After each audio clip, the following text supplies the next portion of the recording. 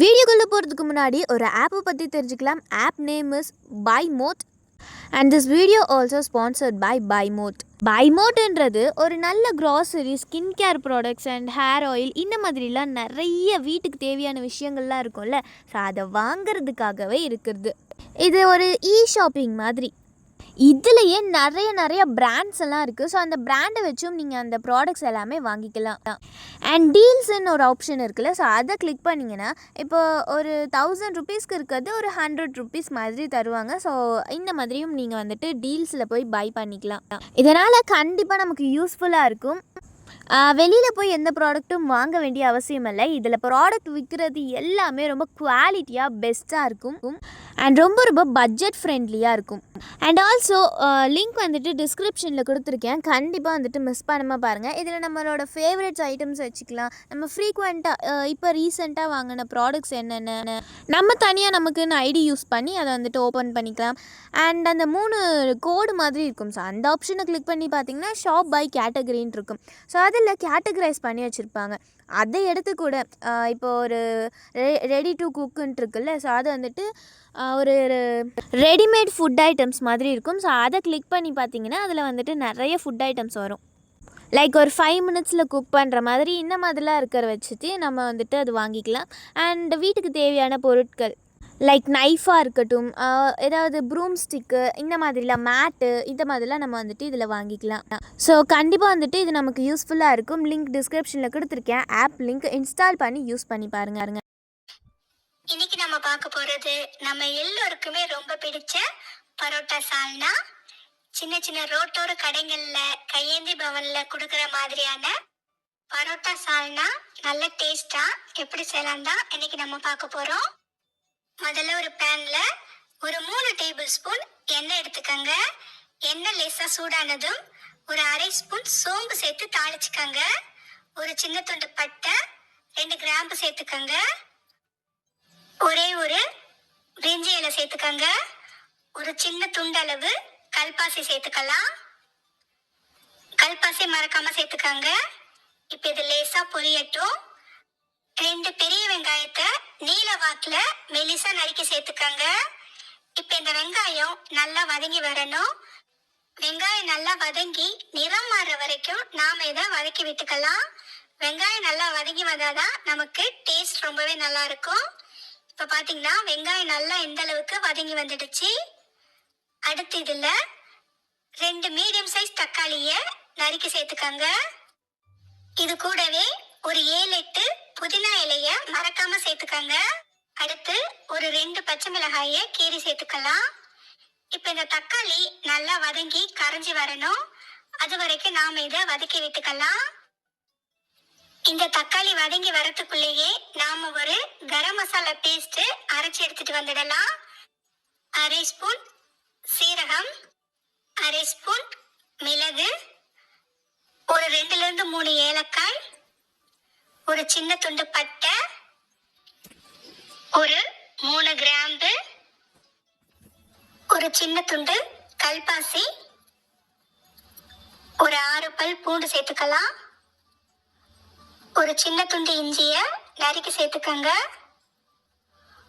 ஒரு 4 சின்ன வெங்காயம் இல்லைன்னா பெரிய வெங்காயம் கொஞ்சமா சேர்த்துக்கோங்க. அடுத்து ஒரே ஒரு பிரிஞ்சி இலை.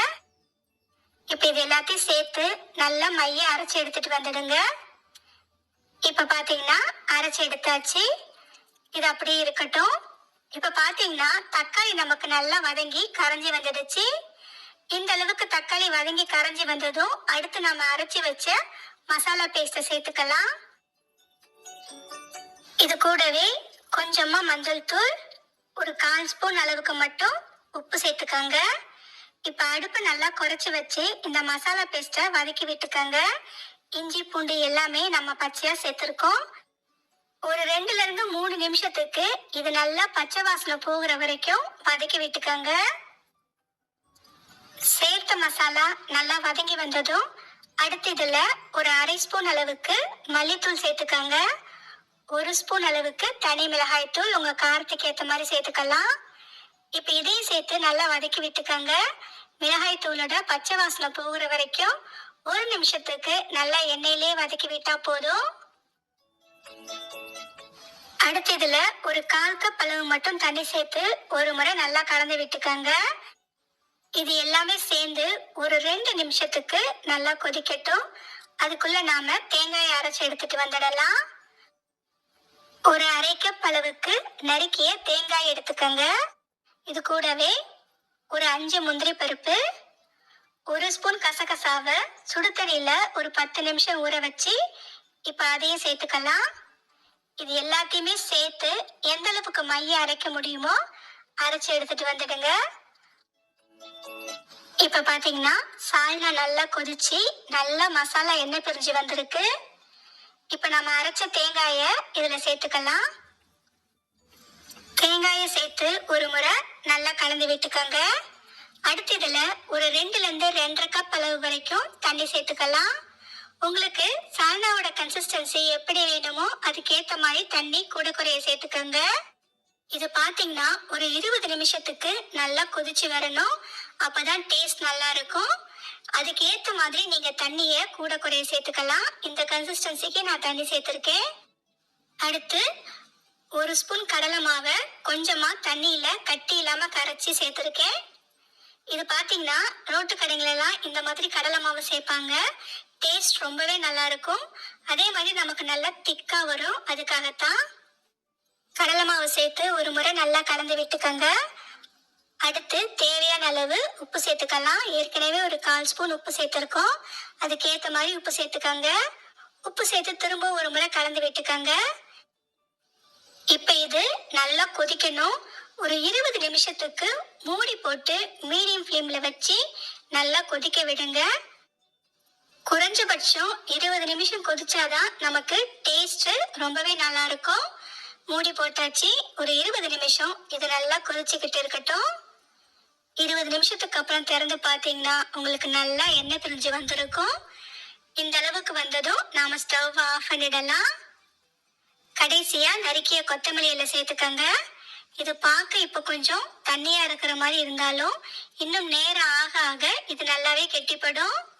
அவ்வளவுதான் ஃப்ரெண்ட்ஸ், நல்லா மணக்க மணக்க பரோட்டா எம்டி சால்னா சூப்பரா ரெடி.